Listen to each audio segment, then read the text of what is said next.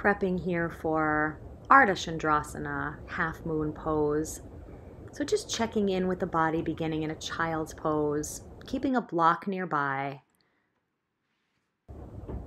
Go ahead and take a few breaths here, melting the forehead down.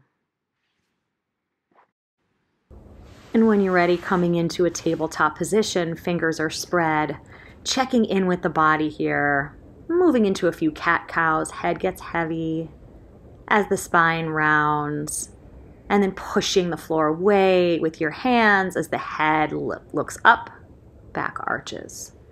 And just taking a few of these at your own pace, pressing the tops of the feet into your mat. Checking in with the lower half of the body here, as that's the muscle groups we'll be using for Half Moon. Now let's check in with our balance. So the left leg's going to extend as the left arm reaches up. So we're stacking here and taking your time to do this, looking straight ahead. So we're moving into sort of a mini version of the Half Moon. Go ahead and lift the leg, firm the buttocks, not so much that you're grasping for anything, but just feeling the muscle groups here. Breathe. Shoulders are stacked one on top of the other. Left foot is strong.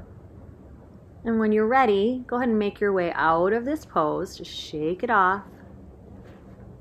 Now we're going to prepare for the standing version. So vertebrae by vertebrae, rolling the spine up. Now it's time to grab your block and put it on the highest height, planting the right hand into the block. And then we're going to do the same thing except standing. So begin by looking down, always nice, and then start to rotate the body as you lift the left leg. If it feels better to look down, go ahead and look down. This is a very challenging pose, but it's excellent for balance. Great for strengthening the lower half of the body, and excellent for stagnancy and depression. And slowly, when you're ready, come out of the pose.